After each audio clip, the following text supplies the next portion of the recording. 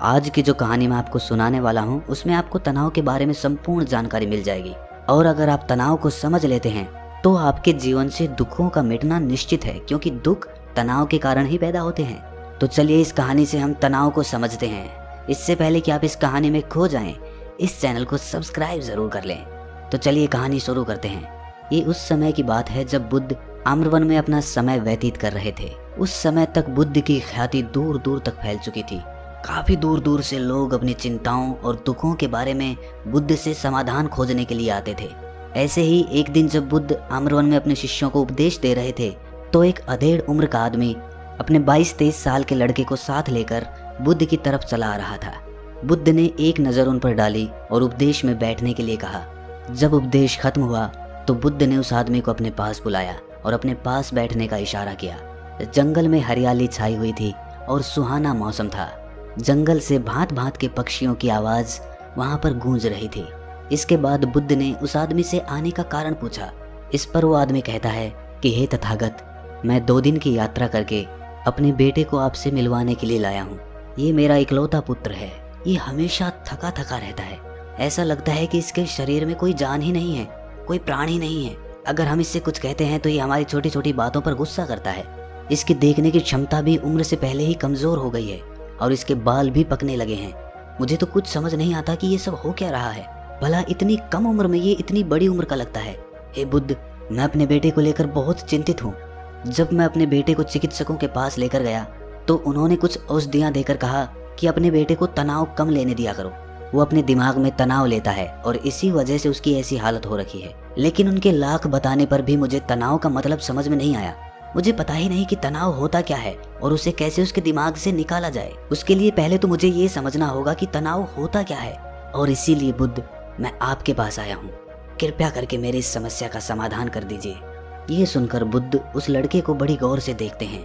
उसकी आंखों में देखते हैं, उसके चेहरे को देखते हैं और फिर उसके हाथ की नब्ज भी देखते हैं। ये सब विधियां करने के बाद बुद्ध उस आदमी से कहते हैं कि तनाव लेना तो कोई नहीं चाहता, लेकिन फिर भी तनाव लोगों को दीमक की तरह पकड़ लेता है और इंसान को ये पता ही नहीं चलता कि वो तनाव में जी रहा है।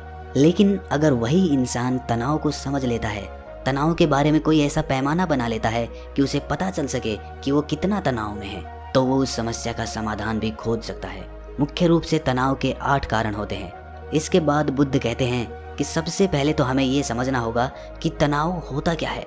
जब कोई इंसान कोई काम कर रहा होता है और उसका मन कहीं दूर भटक रहा होता है, कल्पना में होता है, तो उससे शरीर और मन के बीच दूरी पैदा हो जाती है। और जितनी दूरी शरीर और मन के बीच में होगी, हम उतने ही निद्रा की अवस्था में होंगे। और इसी दूरी को, इसी खिंचाव को तनाव कहा जाता है। कोई खेल खेलने के बाद आदमी चुस्ती महसूस क्यों करता है, हालांकि उसने अपने शरीर को तो थकाया है।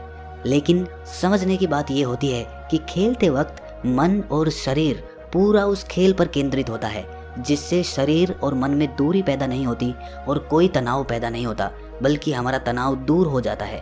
और वहीं जब हम कोई अरुचिपूर्ण कार्य करते हैं जिसमें हमारा मन नहीं लगता, तो हम शारीरिक रूप से वो काम तो करते हैं, लेकिन हमारा मन कहीं दूर कल्पना में भटक रहा होता है। इससे शरीर और मन में एक दूरी पैदा हो गई और तनाव ने जन्म ले लिया। इसीलिए इंसान को एक बार में एक ही काम करना चाहिए और उसी पर अपना तन और मन केंद्रित रखना चाहिए, जिससे आपके भीतर कोई तनाव पैदा ही ना हो। तनाव के कुछ मुख्य कारण भी होते हैं। इसके बाद बुद्ध कहते हैं कि अगर हम इन कारणों को जान लेते हैं तो हमारे अंदर तनाव कभी भी पैदा नहीं होगा। मुख्य रूप से जो कारण है उसमें सबसे पहला कारण होता है महत्वाकांक्षा। महत्वाकांक्षी होना अच्छी बात होती है, लेकिन कभी आपने गौर किया है कि इंसान के लक्ष्य कभी पूरे ही नहीं होते हैं, क्योंकि इंसान का कोई एक लक्ष्य होता ही नहीं है।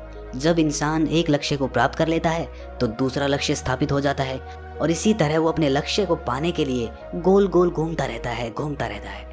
इसीलिए जो इंसान ज्यादा महत्वाकांक्षी होता है, जिसे बड़े बड़े लक्ष्य प्राप्त करने होते हैं, वो वर्तमान में कभी नहीं जी पाता। उसका मन हमेशा भविष्य की योजनाएं बनाता रहेगा और बस उसका शरीर वर्तमान में होगा, उसका मन भविष्य में होगा। और इन दोनों की दूरी की वजह से उस आदमी में तनाव पैदा हो जाएगा। इस पर वो युवक पूछता है कि हे बुद्ध, तो क्या आदमी को अपना लक्ष्य ही नहीं बनाना चाहिए, क्योंकि लक्ष्य बनाना भी तो महत्वाकांक्षा होती है। इस पर बुद्ध कहते हैं कि जीवन में कोई लक्ष्य बनाना गलत बात नहीं है। समस्या पैदा तब होती है जब हम पूरे का पूरा ध्यान उस लक्ष्य पर ही लगा देते हैं। आदमी को वर्तमान में जीना आना चाहिए। आप लक्ष्य बनाइए, उनके प्रति निरंतर मेहनत करिए, लेकिन इसके साथ साथ आपके दिमाग में ये ख्याल भी होना चाहिए कि आप अभी वर्तमान में जी रहे हैं। इसके बाद बुद्ध ने तनाव का दूसरा मुख्य कारण बताया, जो कि था ईर्ष्या। बुद्ध ने कहा कि जब आदमी ईर्ष्यापूर्ण या द्वेषपूर्ण हो जाता है तो भी उसका मन सड़ने लगता है। ईर्ष्या आंतरिक घाव होता है। आंतरिक मतलब मन का घाव होता है। शरीर का घाव तो भर जाता है, लेकिन मन का घाव कभी नहीं भरता। इसीलिए इंसान को दूसरे की तरक्की से कभी ईर्ष्या नहीं करनी चाहिए। तनाव का तीसरा मुख्य कारण होता है किसी दूसरे से अपेक्षा।